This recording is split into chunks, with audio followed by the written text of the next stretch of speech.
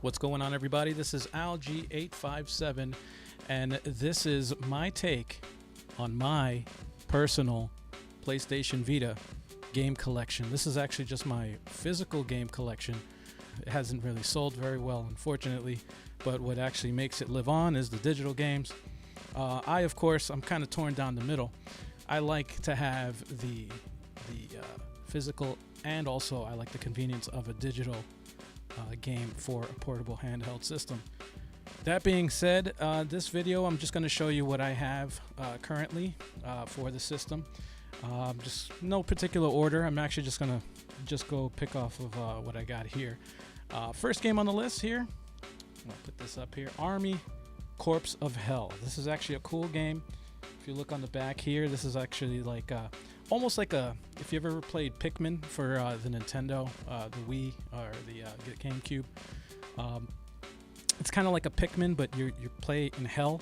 So that's it's a Pikmin with demons and stuff like that, and skeletons, and it's really cool. It's a cool game. You got goblins and stuff like that, and you get different power-ups and stuff, and it's a pretty interesting game. Pretty addictive. Didn't really sell that well, but I got a copy of it. I enjoy it, and that's the first one on the list here, so I'll just put that aside. Next game I got here is Luminous. Love this series. I'm actually a big fan of puzzle games. If you are, this is actually for you. This is an awesome game. It's actually not really a rhythm-based game, but there's this line that just goes across the screen, and as it goes across the screen, it actually just gets rid of solid colors. You have to make a block, so you have to connect a color in a block. So that's 4 boxes. Pretty interesting game. It's really fun, very addictive. This one's actually cool because it's portable. So, and actually, I just heard that they have a version out coming for the Switch. I don't know if it's out already, but this obviously came out a long time ago. So, very much enjoy this when I'm out and about. Next game on the list, if you guys are into futuristic racers, Wipeout is the series for you. We have Wipeout 2048, which is actually a port to the Vita. This was a big deal when it did come out at the time. It came out also on the PS3, and this is basically the same version, but just in portable mode. It's just not at 60 frames. It's locked at 30. It's a smooth 30. It's very fun to play. Still has nothing like, it's not like it's a dumbed down version. This is the full version of the game. Awesome series if you like racing, futuristic racing. Next one on the list, we got Metal Gear Solid, the HD collection. If you missed out on any Metal Gear games, this is when they were good. You got Metal Gear Solid 2 and also Metal Gear Solid 3 on one actual cartridge. This is dope. Nothing else I can say that you haven't read online or haven't heard already, but this is one of my favorite series of all time, Metal Gear.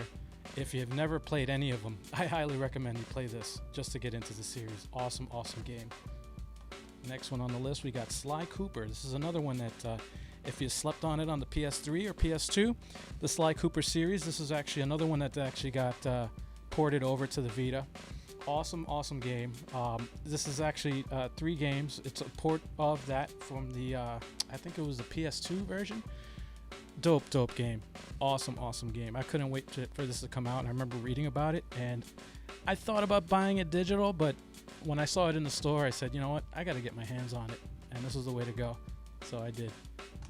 Next one, actually this is going to be 2 games on my list. The first one here is it's a weird game. Just to pronounce it, it's weird. It's Danganronpa series. I have 1 and 2. The first one is if you've ever played any games like the story time novel type of games where it's like the Phoenix Wright series. This one basically takes place in a high school, a really demonic high school, with this bear that comes in, and you have to basically kill somebody in your class. It sounds very weird, but it's a highly Japanese type of game. The story is very compelling. The characters also are very compelling, very interesting characters. And you have to make interesting choices and investigate and try to find the contradictions in people's stories and stuff. Awesome series. A lot of cool mini games in here too. Puts you on the spot. So if you don't know anything about this, I highly recommend it. I do know that on PS4 they do have this available for a digital download. of 1 and 2. Once again, highly recommend playing it. Awesome series. Next we got Dead or Alive 5 Plus. This is a version that was also ported to the Vita. Again, this was actually, I don't even know if this was dumbed down for the Vita. This actually was very, very port friendly. Like it runs very well on the Vita.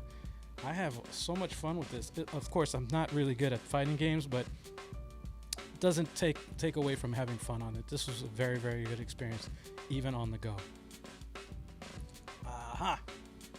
Next one I got here on the list, this was actually the first-person shooter that I actually bought on the Vita, and this is Resistance, Burning Skies. If you don't know anything about the Resistance series, it was actually a big series on the PlayStation 3, is where it debuted, and it's a first-person shooter. And the thing is that when this did come out, there was no real good first-person shooter with twin sticks on a portable system. I mean, of course, this is pre, Vita. I'm sorry, not pre-Vita, but this was pre-Switch. So if you can imagine a time when, a handheld was out, you had the PSP, which only had one analog, and the Vita had two analogs. So to have a first-person shooter, you kind of need both analogs to play correctly. So this one solved it.